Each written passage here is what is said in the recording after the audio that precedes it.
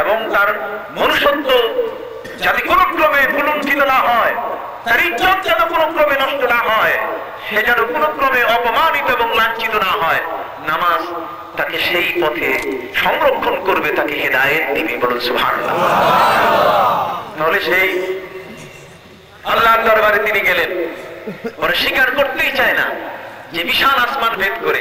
আমি ওদেরকে জিজ্ঞাসা করি যে তোমরা আকাশ স্বীকার করো, আকাশ আছে কিনা? আকাশেই তোমরা স্বীকার করো না। বড় কষ্ট করে তারা আকাশকে স্বীকার করে নিয়েছে। আকাশকে স্বীকার করে নেওয়ার পরে এরপরে তারা আমার নবীর মেরাজকে আইনস্টাইনের আপেক্ষিক তত্ত্ব না আসা পর্যন্ত এই বিজ্ঞান জগতের মধ্যে এটা ছিল একটি ধাঁধার বিষয়। কিন্তু অণুপরমাণুতে যখন পদার্থের বিভাজন শুরু হলো, বিজ্ঞানীদের মধ্যে ডাল্টন যখন স্বাভাবিকভাবে পদার্থের ভগ্ন অংশকে আর স্বীকার করতে চাইলেন না, ঠিক এই মুহূর্তে থমসন, রেডার, এই ধরনের বিজ্ঞানীরা তারা বললেন যে না, এটি আস্তে আস্তে ভঙ্গনযোগ্য পদার্থের, এটা পরিমাপের ক্ষেত্রে এটাকে যদি ভেঙে আরো তৃণমূল করা যায়, আরো যদি এটাকে ক্ষুদ্রাতি ক্ষুদ্র করা যায়, তাহলে এটা পরমাণুতে রূপান্তরিত করা যাবে, অণুতে রূপান্তরিত করা যাবে। বলুন সুবহানাল্লাহ। এরপর থেকেই বিজ্ঞানীরা অবাক হয়ে গেল যে যদি সত্যিকার অর্থে এইভাবে অণু পরমাণুকে বিভাজন করে করে ক্ষুদ্র থেকে ক্ষুদ্রতর অবস্থানে নেওয়া যায়, নিশ্চয়ই মুহাম্মদ রাসূলুল্লাহ সাল্লাল্লাহু আলাইহি ওয়াসাল্লাম আল্লাহ রাব্বুল আলামিন এমন এক অবস্থানে তিনি নিয়েছেন। ওরা স্বীকার করে নিচ্ছে ওই মুহূর্তে মেরাজ স্বীকার করতে গিয়ে বিজ্ঞানীরা পবিত্র কোরআন শরীফের আয়াত তাদের জাআকুম মিনাল্লাহি নূরু ওয়া কুরআনুম মুবিন, বিজ্ঞানীদের ব্যাখ্যায় আমার নবী নূরের তৈরি, নূরটাকে তারা স্বীকার করে নিচ্ছে যে নূর এটি হচ্ছে আমার নবীর বৈশিষ্ট্য। এবং এই কারণে সহসা নবী করিম সাল্লাল্লাহু আলাইহি ওয়াসাল্লাম তিনি আরশে গিয়ে আল্লাহর দিদার ধন্য হয়ে পৃথিবীতে তিনি ফিরে এসেছেন।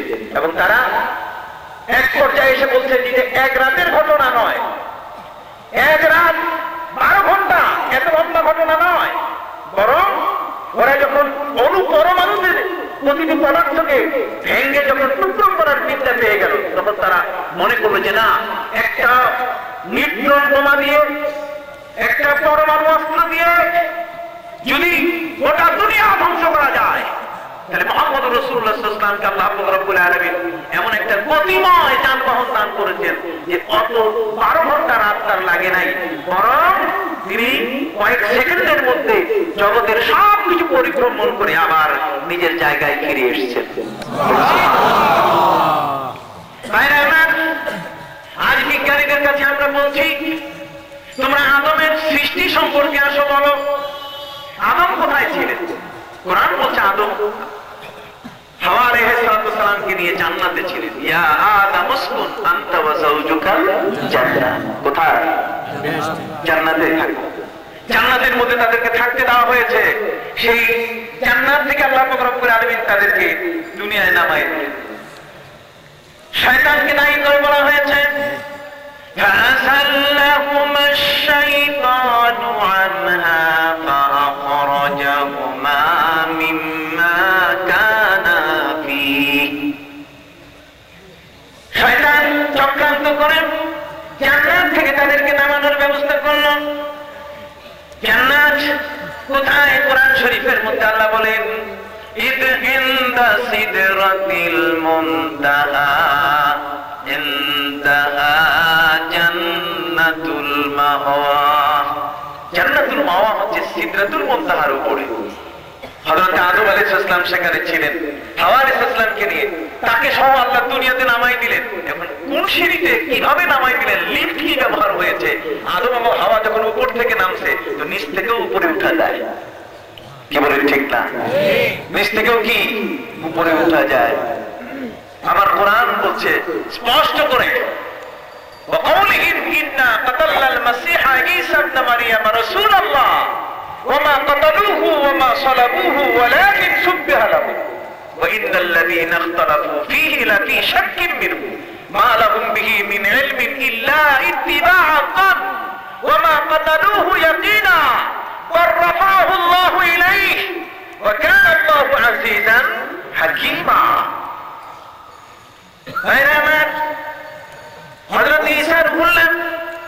জন্মগ্রহণ করলেন, জন্মের 2.5 ঘন্টা পরে তিনি নবুয়ত পেয়েছেন। কয় ঘন্টা পর? 2.5 ঘন্টা পরে। জন্মের 2.5 ঘন্টার মাথায় হযরত ঈসা রূহুল্লাহ তিনি নবুয়ত প্রাপ্ত হলেন।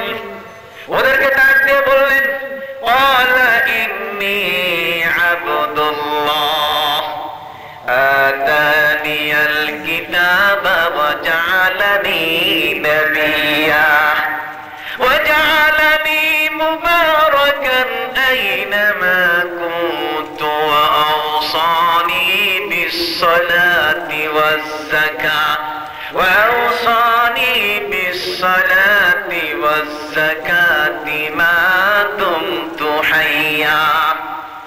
এই যে তার বক্তব্যটা, এটা তার জন্মের 2.5 ঘন্টা পরে কিতাবে লেখা হয়েছে। কথা বুঝতে পারছেন? হযরত ঈসা রূহুল্লাহ 31 বছর বয়সে আকাশে আল্লাহ পাক রব্বুল আলামিন যখন তাকে তুলে নিলেন, আকাশে তার খালাতো ভাই হযরত ইয়াহইয়া আলাইহিস সালামের সাথে 2য় আসমানে তিনি অবস্থান করছেন।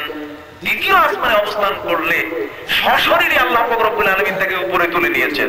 কথা বুঝতে পারছেন? সশরীরে হযরত ঈসা রূহুল্লাহ যদি 2য় আসমানে যেতে পারে, তাহলে প্যারা নবী হযরত মুহাম্মদুর রাসূলুল্লাহ সাল্লাল্লাহু আলাইহি ওয়াসাল্লাম 7 আসমান অতিক্রম করে আল্লাহর দরবারে যেতে পারে কিনা?